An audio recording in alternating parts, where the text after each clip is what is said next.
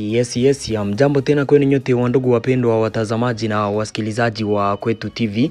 Nyote kwa ujumla mnaoendelea kuzifuata taarifa zetu za kila siku na kila wakati mkiwa mbali na karibu, tunawasalimia sana. Salamu zetu ziwafikie wale mnaotufuata mkiwa Marekani, huko Ulaya na Afrika, na nyote tuna matumaini ya kwamba mko salama salamini. Tunawatakia asubuhi njema ya leo jeudi le 16 juillet 2026. Nyote kwa ujumla tukiwakaribisha ndani ya taarifa zetu za asubuhi ya leo. Kama kawaida tumewaletea habari za kweli kutoka kwenye uwanja wa vita katika maeneo tofauti mkoani Kivu Kusini na Kaskazini, pamoja na taarifa mbalimbali tena tofauti zinazosemekana kote nchini Kongo. Mnaoifuata ni Kwetu TV, ni kituo bora cha matangazo kutoka mashariki mwa nchi ya Kongo. Tutawaletea habari za kweli kuhusu hali ya kiusalama mashariki mwa nchi ya Kongo. Tunaomba kusubscribe ili kukuwa wanaendelea kuzipata taarifa zetu zote kwa wakati. Mukomante, mukitupa maoni yenu na kutuliza maswali yenu tofauti. Muzilike hizi habari pia na muzisambaze kwa walio wengi ziwafikie. Muzipartage mu magrupe ya WhatsApp ziwafikie wengi. Mbele ya yote tunasema pole kwa siku hizi amkuwa nazipata taarifa zetu kwa wakati. Ilikuwa 3 jours na hamuko napata habari. Ilikuwa probleme ya magonjwa, tulikuwa wagonjwa sana mpaka tukafika hata na hospitali, ndio maana tulikuwa tulishakosekana sana, na tunashukuru Mungu kwa kuwa alituwezesha kabisa kukua leo tuko wazima, yani kutuponya, na tutaendelea kuwapa taarifa kama kawaida. Samahani kwa hiyo, ila si tatizo yetu. Ndugu zangu, tumewaletea habari za kweli. Leo mnajua ya kwamba kuna taarifa mingi zinazoendelea kusambaa kwenye mitandao ya kijamii. Tunajua ya kwamba mlizipataka taarifa mingi kuhusu maeneo ya Kalemi, kuhusu mji wa Baraka, kuhusu mji wa Uvira, Masisi na kwingineko. Mtufuate 5 kwa 5 mpate kufahamu leo kabisa situation iko kwenye uwanja wa vita mkila eneo. Munifuate 5 kwa 5. Habari zetu acha tuzianzie mu territoire ya Fizi na Uvira na hata Kalemi, kwa sababu huko njo kwenye wengi leo wanaendelea kukuwa na confusion bila kujua ukweli wa situation jinsi iko. Mu territoire ya Fizi vita vinavyoendelea, mnajua ya kwamba M23 ilisonga kambele ikawa na controle maeneo tofauti mkiwemo point 0. Après kufika mu point 0 vita viliendeleaka ili wasonge mbele, mambo ikaendelea kushindikana. FARDC nayo ikalanse offensive ili warudishe nyuma, vita vikaendelea kuwa mzile eneo na pande mbili wote hawako nasonga mbele ama kuavance, na mpaka leo hii vita vingali concentre ndani ya eneo za axe za point 0 na kwa mulima. FARDC na controle kwa mulima na M23 na Twirwaneho nao wana controle point 0. Hizo eneo za katikati ndio kwenye mapigano huwa inaripotiwa sana, na kwenye mapigano mengine yanaripotiwa kama eneo za Fizi ni axe za Kipopo, kote za Mikenge kule nako kunapendaka kukua mapigano. Paka leo kabisa hakuna tena changement kulinye de front. M23 ndio yenyewe na controle eneo ya point 0 kurudia Mikenge. FARDC na wazalendo nao wana controle eneo ya Kipopo kurudia na axe za kwenda kwa mulima. Onjo wenyewe wanapa controle. Mu siku chache zilizopita M23 ilikuwa kana imesonga mbele ikakamata mwingine wa Kipopo, baada ya siku moja na wamekamata mwingine wa Kipopo tena FARDC na wazalendo wakaingia wakarikipere mwingine huo, na leo kabisa habari njo vile ziko. Wanaoendelea kupata taarifa ya kwamba mji wa Baraka unazungukwa, mji wa Baraka uko ndani ya M23 na Twirwaneho. Hizo ni habari za bongo. Kuna habari zilizosambaa juzi ya kwamba M23 ilienda Uvira après kukamata maeneo ya point 0, eneo za Mikenge walishukaka wakaenda Uvira. Hizo ni habari za bongo. Taarifa za juzi kuhusu mji wa Kalemi, taarifa ambazo zilisambaka sana kabisa, zilisambazwaka kwenye mitandao ya kijamii zikisemekana kuwa M23 ishafika karibu na Kalemi, mu vile ya Kalemi kuko panike, watu watu wa Kalemi wako nakimbia, wanajeshi wa FARDC wako nakimbia fro kule Kalemi. Zile ni taarifa za bongo kabisa. Inakuwaka watu wenyewe wanainventa habari tu, wanazicree na kuzilance ili wafuatwe kwa media ama wafikie mpango yao. Hizo ni habari za bongo. Situation mu eneo za Fizi iko ya vita katika eneo za axe za kwa Mulima na Poizero. Muzile njo kwenye tutaita zone d'operation, njo kwenye mapigano inasimamia kwa sasa. Tuendelee na taarifa zetu. Ni waambie kuhusu AFC M23 ambayo ilijiondoa mwa maeneo tofauti mu territoire ya Walikale. Munifuate 5 kwa 5. Uratibu eneo la asasi ya kiraia ya Walikale katika maeneo ya Kateko, Bule Usa na Bukumbirwa pamoja na Busamambo mu groupement ya Ikobo wanatoa wito kwa kurenforcer wanajeshi wa FARDC na wazalendo katika maeneo hayo baada ya kujiondoa kwa wasi wa AFC M23 ndani ya eneo ile. Kulingana na shirika hili la raia, uwekaji huu ni muhimu ili kuhakikisha usalama wa muda mrefu wa maeneo haya na kuruhusu kurudi kwa maelfu ya kaya zilizokimbia mapigano na uvamizi wa vijiji hivi. Hata hivyo, asasi za kiraia pia zimeonyesha wasiwasi mkubwa kuhusu ukweli wa kujiondoa, huku rais wake wa eneo Fiston Misona anaamini inaweza kuwa mkakati wa kubadilishana msimamo badala ya kujitenga halisi. Mnifuate hapo, nitawafasilia kila kitu. Huyu Fisto anasema kuwa wanalaani kile wanachokiita mbinu ya kupotosha kuhusu kile kinachoitwa kujiondoa kwa wasi wa AFC M23 kutoka maeneo fulani katika kundi la Ikobo. Wanatoa tahadhari kuwa maoni ya kitaifa na kimataifa kwamba wavamizi wa Kongo wanaweka upya vikosi vyao na kuimarisha wanajeshi wao na risasi zao katika eneo karibu na pale ili kushambulia nafasi za wanajeshi wa wazalendo pamoja na wanajeshi wa Kongo FARDC. Kwa kukabiliana na hali hii, asasi za kiraia zinatoa wito kwa mamlaka za kijeshi kuepuka ombwe lolote la usalama ambalo linaweza kuwezesha kurejea kwa wasi na kuanzisha upya kwa makundi mengine kujijenga katika maeneo hayo. Fisto Misona pia anatoa wito kwa watu kuwa macho. Wanasema kuwa watu wote wanahitajika kukua macho ili kuendelea kukua kabisa na pana taarifa kwa wakati, wakuwe waangalifu na kuripoti harakati zozote za kutiliwa shaka za adui katika vyombo vyote mbalimbali. AFC M23 katika maeneo hayo ya Walikale walianzaka kujiondoa kutoka maeneo ya Ikobo. Maeneo ya Ikobo wakaondoka ndani pale msantre ya Ikobo. Apre kuondoka msantre ya Ikobo, Bukumbirwa, Buleusa, Kateko na Rusamambo wakaondoka ndani.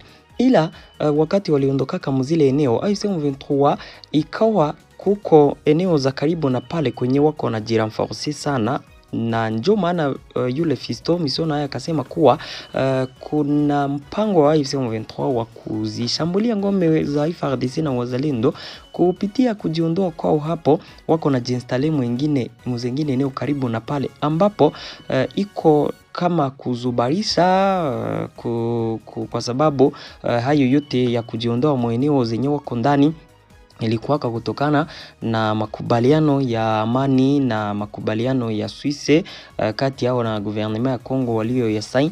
Hayo yote yakawa njo leo yanaacha wako na jiondoa maeneo fulani. Sasa kujiondoa kwao katika eneo hizo ikawa ni kama kuzubarisha tu na kudanganya watu waondoke eneo zile mewa jinstale karibu na pale, na directement wa lance offensive kesho yake wakamate mingine hiyo, na kusema kuwa ilikuwa vita ambayo FARDC ilikuwa ikifanya. Ndio vile jinsi situation iko kule.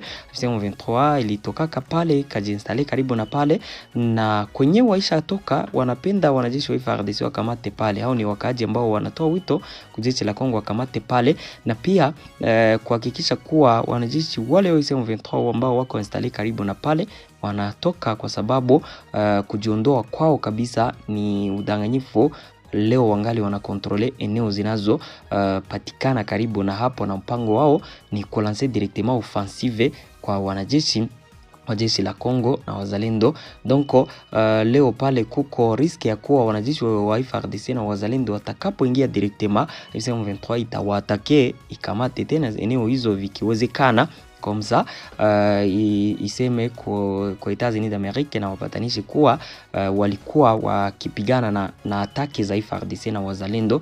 Ile inakuwa kambinu yenyewe wanapendaka itumikisha. Kwa sasa mingine hiyo bado hakuna wanajeshi wenyewe waishafika ndani, ndio maana wakaji wanatoa wito kwa viongozi wa FARDC kutia kule vikosi. Ni depuis jana ambapo AFC M23 iliondoka muzile eneo. Tukiwa mu territoire ya Walikale, hofu ya vita inaendelea kuripotiwa katika maeneo tofauti karibu na eneo za Mpombi na Itea. Katika mji wa Batakirwa wakaaji wengi walikimbia kutokana na hofu ya vita upya kati ya makundi ya uhuru nchini Kongo. Mji wa Batakirwa ulioko katika kundi la Bafuna pale tuko Mwalikale umeondolewa tena wakaaji wake tangu siku ya Jumatatu le 13 juillet. Wimbi hili jipya la kuhama lilisababishwa na hofu ya mapigano mapya kati ya makundi mawili hasimu ya kundi lenye silaha la Uhuru Kongo. Kulingana na vyanzo vya utawala vya eneo hilo, hali inafuatia kuhamishwa kwa wapiganaji kutoka kundi linaloongozwa na Kashile Desire Mashite hadi vijiji vya Kilambo na Buringa tangu siku ya Jumapili le 12. Wakati huo kundi linaloongozwa na Shimirai Mshunganya Zidane pia liko katika Iseya iliyoko umbali wa kama saa 2 kwa miguu kutoka eneo la Kilambo. Ukaribu huu umeongeza hofu na kuzuka upya kwa vita. Wakiwa wanakabiliwa na tishio hili, wakaaji wengi walichagua kukimbia vijiji vyao. Baadhi walikimbilia msituni ili kuepuka mapigano yanayoweza kutokea, huku wengine wakielekea kituo cha Walikale ambapo wanatumaini kupata usalama zaidi. Clemata Hiro, katibu tawala wa kundi la Bafuna, anadhibitisha hofu iliyoenea miongoni mwa wakaaji. Anatoa pia wito kwa mamlaka kuingilia kati mara moja. Wanasema kuwa watu wameacha tena eneo la Batakirwa kwa kuhofia mapigano mapya kati ya makundi mawili ya Uhuru Kongo, ambapo wanasema pia wanatoa wito kwa kupelekwa kwa haraka kwa wanajeshi wa FARDC ili kurejesha utulivu, kwa linda raia na kuzuia kuongezeka kwa vurugu. Clement ndio mwenye naomba hayo, kiwakumbusha kuwa hivi karibuni vijiji vya Itea na Mpombi vilikuwa vijiji vilivyoathiriwa na mapigano hayo sana, paka kukimbia kwa wakaji wengi kutoka muzile eneo. Leo ile konflikti inaendelea kukua ya hatari, ndio maana wakaji wapo wanatoa wito kwa jeshi la Kongo na wazalendo kuenda kukamata eneo hizo. Tuendelee na taarifa zetu, habari zetu, tuwapeleke mu territoire ya Masisi. Mu territoire ya Masisi siku ya juzi kuna mapigano ambayo yaliripotiwa mu maeneo mengi ya Masisi, mkiwemo eneo za Kitovu, eneo za Kasenyi. Siku ya juzi mapigano makali yalizuka upya kati ya wazalendo na jeshi la Kongo dhidi ya waasi wa AFC M23. Mapigano hayo yaliripotiwa katika eneo za Kitovu, eneo za Kasenyi, ambapo kuliripotiwa milipuko mikubwa ya silaha nzito na nyepesi. Mapigano hayo makali ambayo yalikuwa yakiendeshwa na jeshi la Kongo na wazalendo yaliendelea kudumu sana na masaa mengi yakaisha na wako napigana. Finalement wazalendo wakakuwa repousse. Walipokuwa repousse siku ya jana, mapigano hayo ambayo yalikuwa yameanza juzi, AFC M23 baada ya kurepousse wazalendo ikaatake ikaatake wazalendo sana kwenye walikuwa wamekitokea mkiwemo eneo ya Katoi sana. Siku ya jana wakapigana mkatoi wakapigana vikali tena, wakapambana kabisa vya kutosha, na baada ya mapambano hayo makubwa tena makali, jeshi la Kongo na wazalendo wakaweza kurudisha wanajeshi wa AFC M23 nyuma, wakaendelea kukontrolea ama kumiliki eneo ya Katoi. Taarifa ambazo zilisambaa jana zilikuwa za bongo ya kwamba Katoi iko tombe. Hapana, bado Katoi iko mikono ya jeshi la Kongo pamoja na wazalendo. Tukiwa mteritwari ya Masisi, FARDC na wazalendo walijiondoa kutoka mgini wa Nkingwe na Malemo baada ya mapigano na AFC M23. Hapa nako munifuate. Hali ya usalama bado inaendelea kuonyeshwa na utulivu usiotabirika katika maeneo hayo mawili. Ni baada ya mapigano makali ya siku ya juzi kati ya vikosi vya jeshi la Kongo pamoja na AFC M23. Kulingana na taarifa kutoka kwa vyanzo vyetu, FARDC ilifanya uondoaji wa kimkakati siku ya Jumatano lekenze kesho, kaziacha nafasi za Nkingwe na Malemo, maeneo mawili ambayo yalikuwa yamechukuliwa na FARDC kwa muda wa siku 2 kufuatia mapigano ya juzi.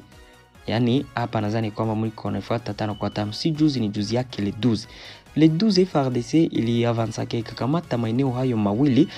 Siku ya jana wakajiondoa tena maeneo hizo. Kujiondoa huku kunawasilishwa kama mbinu ya kimkakati inayolenga kupanga upya utumwaji wa kijeshi ardhini badala ya kuanguka kwa safu za ulinzi.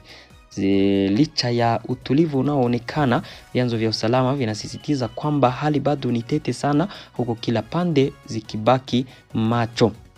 Mapigano ya siku ya le 12 yalikuwa miongoni mwa mapigano yaliyorekodiwa kuwa makali zaidi katika wiki za hivi karibuni mteritwari ya Masisi. FARDC na wazalendo walikuwa wamekamata maeneo hayo yaliyokuwa yakikuwa mikono ya AFC M23, mkiwemo eneo hiyo ya Nkingwe na Malemo, na hata walikuwa wametangaza kwamba wako mzile eneo na wanaendelesha na operation. Kujiondoa kwao kuliwashtusha watu na kufanya watu kujiuliza ni kipi kinachoendelea mteritwari ya Masisi. Baada ya hayo yote, eneo hizo wakakuja kuziacha. Tuendelee na taarifa zetu. Habari zetu ni waambie kuhusu renforcement ya vikosi vipya katika maeneo ya nyanda za juu za Fizi. Nilikuwa nimetoka huko bila kuwaambia hayo. AFC M23 na Twirwaneho wakiungwa mkono na jeshi la Rwanda wanaendelea kuleta vifaa vingi na wanajeshi wengi katika maeneo nyanda za juu za Fizi, mkiwemo Minembwe, Poezero na eneo za Mikenge. Kwenye leo kabisa ni eneo zao kuu wanazoziongoza, ni eneo ambazo wanazipangia ndani operation za kuendelea kusonga mbele katika maeneo ya Fizi, wakielekea katika maeneo tofauti, access za kwenda Fizi, za kwenda Baraka na hata Uvira. Vikosi hivi vipya vilifika katika eneo hizo tangu siku ya juzi le 14 ndipo wanajeshi wapya na vifaa vipya alifika Minembwe, wakaenda Mikenge, wengine wapya wakafika huko wakaenda point 0.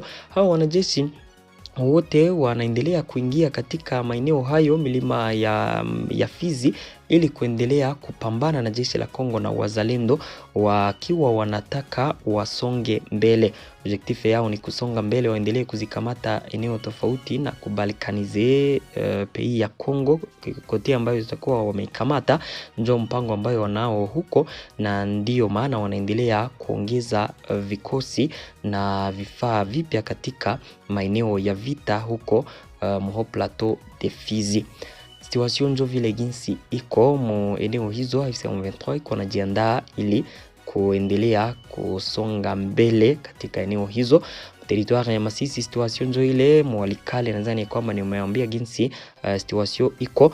Nisome maoni yenu basi na nijibu na maswali yenu kupitia commentaire, wale ambao mnatuandikia kama commentaire mkituliza maswali tofauti, pia mkipenda kutusalimia wakati wa kusoma commentaire zenu.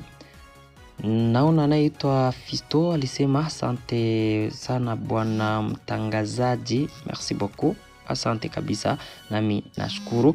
Anaitwa Zantika Semwa anasema tunashukuru hata kama unapotea sana hizi siku, ndio ilikuwa probleme magonjwa meleo niko. Zantika Semwana akasema tujua asante sana ndugu mtangazaji. Adolphe akasema courage kaka, asante kabisa, nami Nashukuru sana kwa wale mnaoendelea kukomante taarifa zetu. Naitwa Candide Malengo, anasema ushatupotea, hamuko nasikilikana tena. Leo kabisa tuko tutaendelea kuwapa taarifa za kila siku. Ombeni anasema sasa Bauma hivi vya vita vitaishaka tena. Vitaishaka, kuna kinachokuwa na mwanzo kisichokuwa na mwisho, vitaishaka kabisa. Anaitwa Chantal Chitala anasema bonjour papa. Oui bonjour. Mbili Zahiri anasema jambo mtangazaji, tunafuata Kamituga 10 kwa 10. Pasteur Dominique anasema bonsoir ndugu mpasha habari, na kusikiliza vizuri nikiwa Goma Kongo. Ni kama tembo, kila mtu ni kujigabulia vile anataka, katiba inawakubaliaka tu.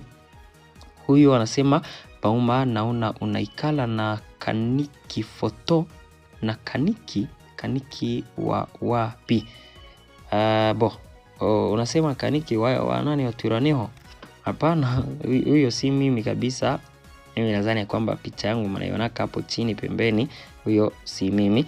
Jiste Mtasarika anasema bonjour papa, ni Jiste, tunachunga Lekenze, Marekani itasema nini? Unanikumbusha hii mambo ya Lekenze ilivuruga watu. Lekenze ilibaki Lekenze, eti M23 itaondoka, M23 itainda. Ilikuwa mambo yenye watu walitangaza kome watu wanapendaka waseme mambo jinsi wanapenda yaende.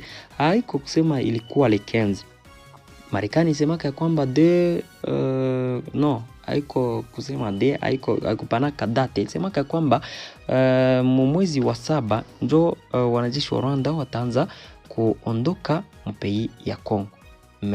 Haikusemaka kwamba ni kuanzia musiku gani njo hayo yatafanyikaka, ama mudate ya siku gani. Hapana, plito mkel date. Hapana, haikutangazaka ni le 40e. Semaka tu mwezi ya 7 njo wanajeshi wa Rwanda wataendaka, na bikabakia vile bila kukua na precize iko siku gani le 40e. Ile Lekenze ni watu wenyewe walisemaka tu na haiko date ambayo walitangazaka kuwa njo wataendaka. Njo maana mkona mambo hayo ambayo mlikuwa mmeambiwa. Mefrere, asante sana, tunashukuru kwa kuwa mnaendelea kuzifuata taarifa zetu. Tunaendelea kuwatakia asubuhi njema na siku njema, na tunamtumia kwamba mko salama salamini. Tupatane ndani ya taarifa zifuatazo. Merci.